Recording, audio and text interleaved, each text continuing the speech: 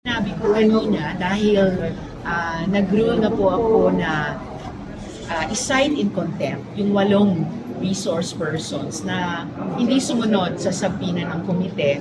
Isusulat mo na po iyon kay SP Cheese at gaya ng nasabi niya sa inyo, sa media, sa ating publiko bago pa itong hearing na handa silang pirmahan ang arrest warrant para kina Mayor Alice Guo Huaping, ay yun na po yung susunod na mangyayari. Pag pinirmahan na nila yung aking citation in contempt ng 8, mati-trigger na po yung pag-issue ng arrest warrant sa kanila. Kung kailan niyo po ina-expect na lalabas yung arrest warrant? Today? I suppose any day now, susulatan ko na si SP kaagad. So, para maiakyat na rin po sa kanyang desk. So ngayon niyo siya susulatan? Ngayong araw na po, susulatan na si SP.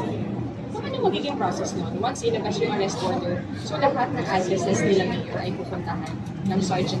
Lahat sergeant na. at arms? Yung pinaka-known address ni na Guo Huaping o Mayor Alice Guo ay sa-servan ng arrest warrant sa akin. And if hindi nila mahanap si Mayor Guo, ano po? Hahanapin po siya. At eventually, mahahanap siya. Ma'am? Wala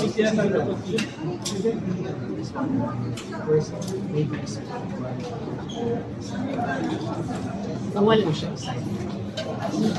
Wala na pong nag-raise ng ganyang concern dahil per the rules of the Senate, in investigation, in aid of legislation, kasunod po ng investigasyon ang subpoena at kasunod po ng subpoena kapag hindi pa rin sinunod ay ang pag-cite in contempt na ang practical implication ay pag-issue ng warrant of arrest. Ma'am, yung kay Dennis Cunanan, ano po siya, subpoena o ano na rin?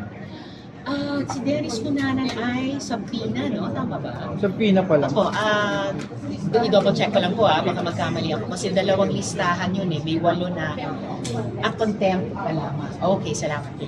So, sa kaso po ni Dennis Cunanan, sinasite na po siya in contempt.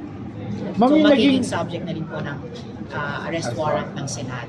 ma'am, yung ni-reveal ni Chairman Tenco about doon kay Harry Roque, paano po yung naging ano yung basa niyo doon sa naging role ni Dennis Cunanan po? Parang nambubukol. Nabubukol. Yes, ma'am. Yung bayad nung hindi binibigay sa PAGCOR po. Well, ganun yung isang implikasyon ng sinabi ni PAGCOR Chairman Tenco kung bakit yung mga POGO owners at managers at yung mga abogado nila tulad ni dating Secretary Harry Roque, kung bakit na lang hindi daw ayon sa PAGCOR ang mga POGO companies ay hindi na lang magbayad diretsyo sa PAGCOR account, halimbawa sa Land Bank, bakit pa dadaan sa isang middle person tulad ni Dennis Cunanan.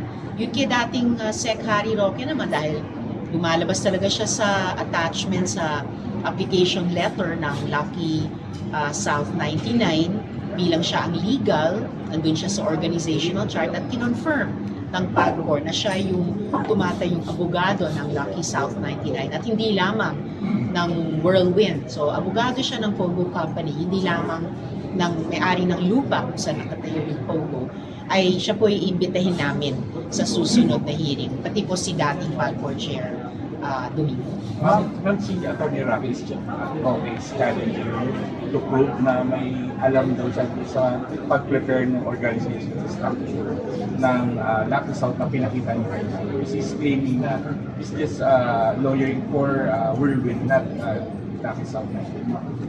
Well, pinasisinungalingan ng organizational chart ng Lucky South 99 mismo na official attachment sa formal letter of application ng Lucky South 99 para sa POGO license. Pinasisinungalingan yung sinabi ni dating Secretary Roque na abogado lang siya ng Whirlwind at yung inihahamon niya sa akin ngayon. Siya po yung nahahamon ng sarili nilang dokumento. Documentary evidence po yan. May